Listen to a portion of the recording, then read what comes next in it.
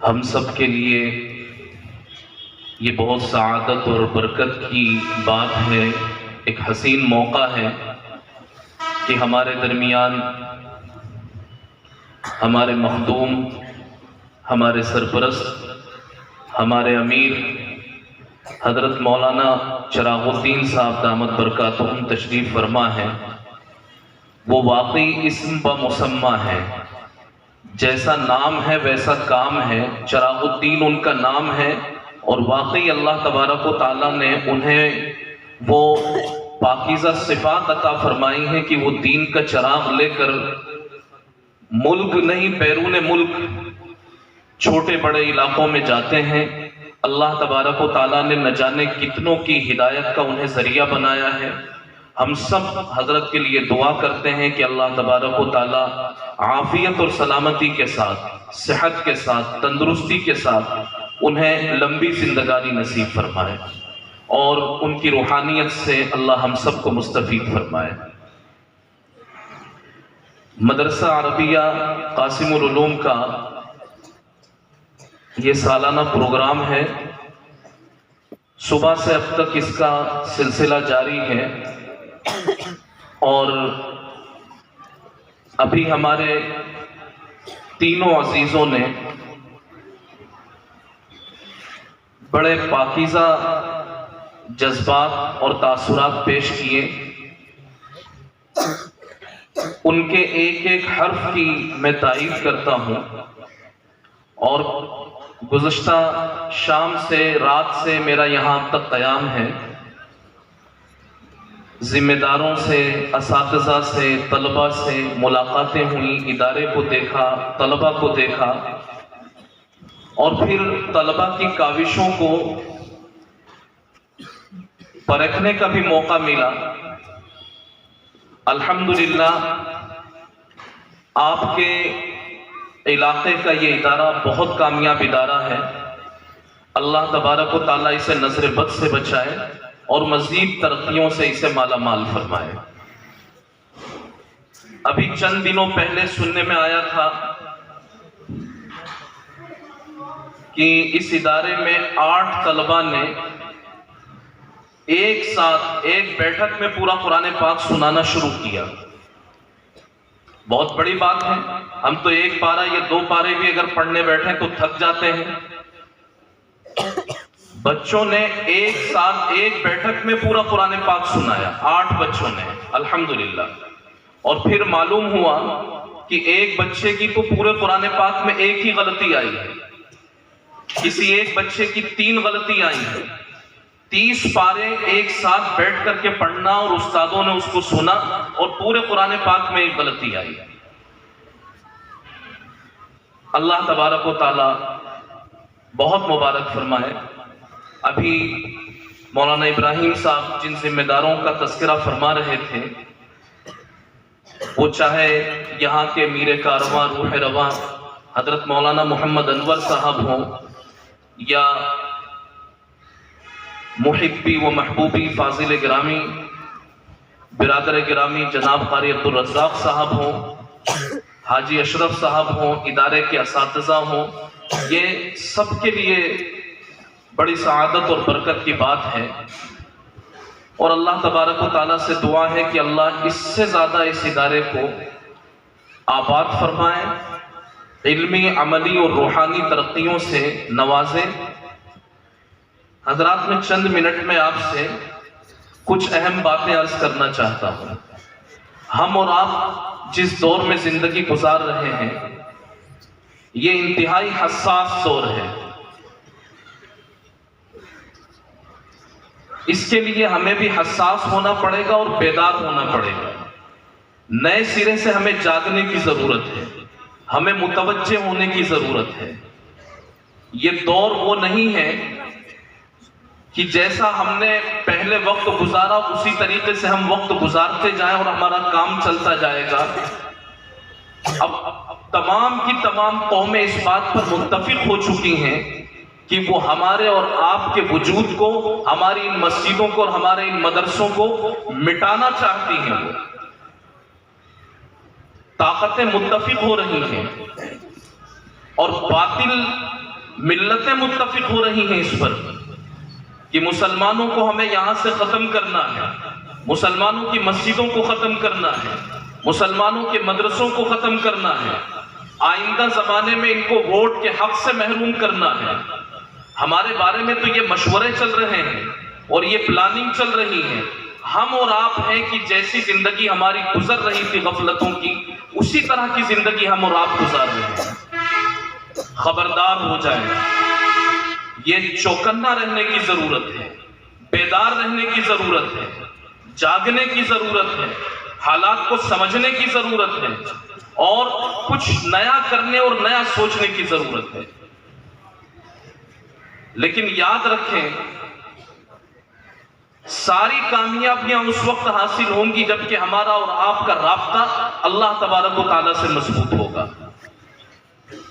پہلے اللہ سے رابطہ مضبوط کرنے کی کوشش کریں کہ وہ رابطہ جو ٹوٹا ہوا ہے، وہ مسجدوں سے ہمارا تعلق جو پھیکا پڑ گیا ہے اور سجدوں سے ہماری جو دوریاں ہو رہی ہیں اور مسجدوں میں آنا جانا جو ہم نے اور ہماری قوم نے کم کر دیا ہے، اپنی اور اپنے بھائیوں کے ایمان کی فکر کرنا، اس کو ہم نے چھوڑ دیا۔ اسے ہمیں پھر سے اپنانا پڑے گا اور اختیار کرنا پڑے گا۔ نبی علیہ السلام نے فرمایا تھا بدا الاسلام غریبا وسیعود غریبا۔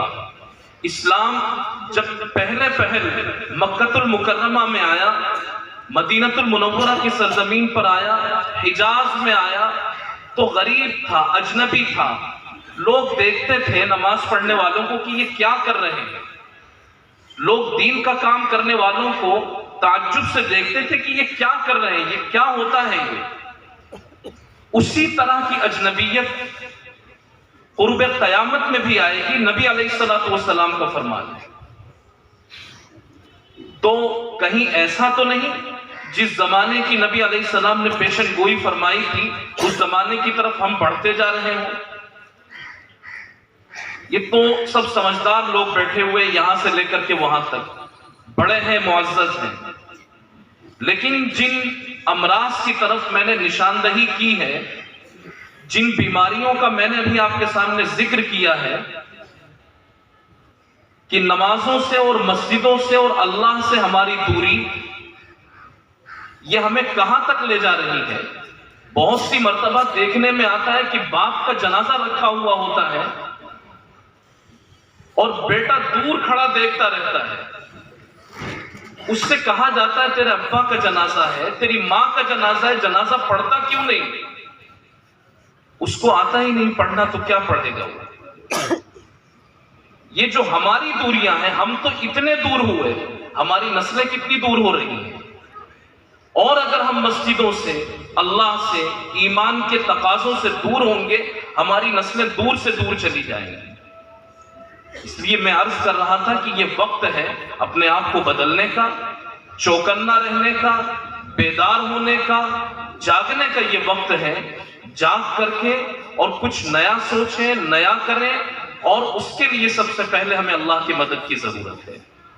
اللہ کی مدد ہمیں حاصل ہو جائے، پھر ہم اپنے معاشرے کو بدلنے کی فکر میں لگ جائیں کہ وہ کون سے کام ہمارے اور آپ کے معاشرے میں ایسے ہو رہے ہیں جو نبی علیہ السلام کے طریقے کے خلاف ہیں۔ ویسے تو بہت سارے کام ہیں، لیکن چند ایسے بڑے کام کہ جن کی وجہ سے قومیں ناکام ہو جاتی ہیں، جن کی وجہ سے قومیں ذلیل ہو جاتی ہیں، ان میں ایک بڑا گناہ، جب قومیں نشے کا عادی ہو جاتی ہیں تو وہ قوم تباہ و برباد ہو جاتی ہے۔ جب کوئی قوم سود کی عادی ہو جاتی ہے، وہ قوم تباہ و برباد ہو جاتی ہے۔ اس لیے کہ اللہ تبارک و تعالیٰ نے فرمایا یمحق اللہ الربا ویربی الصدقات، اللہ تبارک و تعالیٰ سود کو مٹا دیتے ہیں۔ تو سود کو مٹا دیتے ہیں تو سود لینے والا بھی سود کے ساتھ ساتھ مٹ جائے گا، سود دینے والا بھی سود کے ساتھ ساتھ مٹ جائے گا۔ تو وہ بڑے گناہ جن کی وجہ سے قومیں ناکام ہوتی ہیں، اگر ہماری قوم میں، ہمارے سماج میں، ہمارے معاشرے میں وہ گناہ اور وہ جرائم اور وہ بیماریاں اگر جگہ پکڑ رہی ہیں تو ان کو کھرچ کر کے صاف کر دیجیے، تب تو ہمارا اور آپ کا وجود باقی رہے گا۔ اللہ سے اپنا تعلق مضبوط کرنے کے ساتھ سنت رسول کی پابندی ہو، اور پھر دیکھیں کہ کیا ہماری قوم میں نشے کا رواج تو نہیں بڑھتا جا رہا ہے، اور چھوٹا آغاز بڑے انجام تک پہنچتا ہے۔ جب بڑے لوگ بیڑی، سگریٹ اور حقے تک رہیں گے تو جو آنے والی نسلیں ہیں وہ شراب پئیں گی۔ اگر اپنی نسلوں کو بچانا چاہتے ہیں تو اپنے آپ کو چھوٹے نشوں سے محفوظ رکھیں، ورنہ ہم اتنا کریں گے ہماری نسلیں اس سے زیادہ کریں گی۔ تو کسی بھی قوم کی ناکامی کا جو ایک سبب ہے وہ ہے نشہ، اور دوسرا سبب میں نے آپ کے سامنے ذکر کیا سود۔ سود پر کاروبار کرنا، سود پر کسی کو قرضہ دینا، سود پر کسی سے قرضہ لینا، اپنی خواہشات پر کنٹرول کریں، اپنا بزنس سمیٹ لیں، کم چھوٹا بزنس کریں، لیکن سود سے اور بیاج سے اپنے آپ کو دور رکھیں۔ تیسرا بڑا گناہ جو پوری قوم جس کے اندر مبتلا ہوتی ہے، اللہ کرے یہاں کے لوگ مبتلا نہ ہو، لیکن عام جگہوں پر یہ دیکھا جاتا ہے، ہمارا جو ہندوستانی سماج ہے، وراثت کو صحیح طور پر تقسیم نہ کرنا۔ گھر میں اگر کسی کا انتقال ہو گیا تو انتقال کے بعد لاکھوں روپے خرچ کر دیے جاتے ہیں، لاکھوں روپے خرچ کر دیے جاتے ہیں، مختلف رسموں کے نام پر طرح طرح کی رسمیں ہوتی ہیں، لیکن نہیں ہوتا تو وہ کام نہیں ہوتا جو فرض درجے کا ہے، وہ ہے وراثت کی تقسیم۔ صرف ایک بات عرض کروں گا آپ سے، کسی شخص کا انتقال ہوا اور اس کے کچھ بیٹے بھی ہیں اور بیٹیاں بھی ہیں، تو جس کا انتقال ہوا اس کے بیٹوں نے اس کی زمینیں، اس کا بینک بیلنس، اس کی جائیداد آپس میں تقسیم کر لی اور اپنی بہنوں کو کچھ نہیں دیا، تو وہ جتنا کھائیں گے سارا کا سارا وہ حرام کھائیں گے، خود بھی حرام کھائیں گے، ان کی نسلیں بھی حرام کھائیں گی۔ وراثت بہت ضروری چیز ہے، یہ من حیث القوم ہم اس گناہ کے اندر شریک ہیں۔ نشہ تیزی سے ہماری قوم میں بڑھتا جا رہا ہے، مسلم قوم میں۔ سود بیاج پر کاروبار کرنا، یہ بیماری ہماری قوم میں بڑھتی جا رہی ہے۔ وراثت نہ دینا اور وراثت کا صحیح طور پر تقسیم نہ ہونا، یہ بیماری ہمارے قوم کے اندر بڑھتی جا رہی ہے۔ اسی طرح شادی بیاہ کے موقع پر بیجا اسراف، وہ لوگ جو پریشانی میں ہوں اور وہ لوگ جو ہر طرف سے چیلنج کا شکار ہو رہے ہوں، ابھی میں نے شروع میں آپ سے عرض کیا کہ ساری باطل قوتیں ہمیں مٹانے میں لگی ہوئی ہیں، اور یہ پلاننگ ہو رہی ہے، وہ ہمارے وجود کو مٹانا چاہتے ہیں، اور ہم اپنے شادی بیاہ اس شان سے کریں کہ جس میں لاکھوں کا خرچہ ہو جائے، اور شادی بیاہ ہم اپنے اس شان سے کریں کہ جس میں لگے ہی نہ کہ یہ رسول اللہ صلی اللہ علیہ وسلم کی امت کے لوگ ہیں۔ ڈھول، باجا، تماشا، نہ جانے کیا کیا واہیات، اور پھر اس کے علاوہ نہ جانے کتنا کا خرچ، اس کو بچائیں۔ یہ چوکنا ہونے کا وقت ہے، شادی تو مختصر میں ہو جاتی ہے۔ وراثت کی صحیح طور پر تقسیم کریں، کاروبار پر زیادہ سے زیادہ دھیان دیں۔ نبی علیہ الصلوۃ والسلام نے جب آپ مدینہ المنورہ تشریف لائے تھے اپنے سماج کو مضبوط کرنے کے لیے، مسلمانوں کو اور صحابہ کو مضبوط کرنے کے لیے، آپ علیہ السلام نے جو ایک بڑا فیصلہ لیا تھا وہ سب کو آپ نے بزنس سے جوڑا تھا۔ جو مہاجرین آئے تھے ان کو وہاں جو مقیم پہلے سے انصار تھے ان کے ساتھ میں جوڑا اور کہا کہ تمہارا باغ ہوگا، تمہاری زمینیں ہوں گی، تمہارا خرچہ ہوگا اور محنتیں ان کی ہوں گی، اور اس طریقے سے ایک مشترکہ کاروبار، جوائنٹ بزنس نبی علیہ السلام نے شروع کروایا۔ اس کا اثر کیا ہوا؟ وہاں کی منڈی پر یہودیوں کا قبضہ تھا، یہودیوں کا، لیکن نبی علیہ السلام کی اس فراست کی وجہ سے تھوڑے ہی دنوں میں آپ علیہ السلام کا منڈی پر قبضہ ہوا۔ پھر وہ ریٹ طے کیا جاتا تھا جو صحابہ چاہتے تھے، وہ ریٹ طے ہوتا تھا منڈی میں کسی بھی چیز کا جو نبی علیہ السلام چاہتے تھے، اس لیے کہ آپ نے اپنے سماج کو بزنس سے جوڑا تھا۔ تو جتنا ہو سکتا ہو اپنے کاروبار کو بڑھائیں، اور پھر جو اپنی آمدنی ہے، اپنی آمدنی کے ذریعے سے ہم اپنی نسلوں کی فکر کریں۔ اچھے کالج، اچھے اسکول جن میں دینی ماحول ہو، جب صبح کی شروعات ہو تو صبح کی شروعات اس طریقے سے ہو کہ ہمارے بچے اسکول میں پڑھنے کے لیے جا رہے ہیں تو بجائے ادھر ادھر منہ کرنے کے ان کا رخ قبلے کی طرف ہو، اور کچھ اور زبان سے نکالنے کے بجائے اللہ کا کلمہ ان کی زبان سے نکلے، اور پھر اس کے بعد وہ اپنی کلاس میں بیٹھ کر کے ہندی، انگریزی، بھگول، وگیان جو کچھ ان کو پڑھنا ہے وہ پڑھتے رہیں۔ یہ اس وقت میں ہوگا جب ہم اپنی دولت کو، اپنے پیسوں کو بچا کر کے رکھیں گے اور اپنا سسٹم اپنے ہاتھ میں لانے کی کوشش کریں گے۔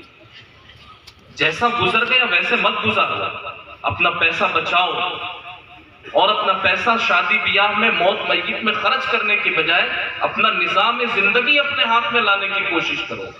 ہمارے اپنے اسکول، ہمارے اپنے کالج، ہمارے اپنے ہاسپٹل، ہمارے مضبوط ادارے ہونے چاہیے۔ یہ چیزیں اگر ہماری مضبوط ہوں گی تو ہماری قوم مضبوط ہوگی۔ اور اگر جس طریقے سے ہمارا وقت گزر رہا ہے کہ اس نے اتنا خرچہ کیا تو مجھے اتنا خرچہ کرنا ہے، اس نے اتنے کا بنگلہ بنایا تو مجھے اس سے زیادہ کا مہنگا بنگلہ بنانا ہے، اس نے یہ گاڑی خریدی ہے مجھے اس سے زیادہ قیمتی گاڑی خریدنی ہے، اس نے شادی میں اتنا اڑایا اور یہ کیا، میں اسی طریقے سے شادی میں خرچہ کروں گا، تو جو ہماری ذلت اور رسوائی ہو رہی ہے شاید اس سے زیادہ پھر ہو جائے۔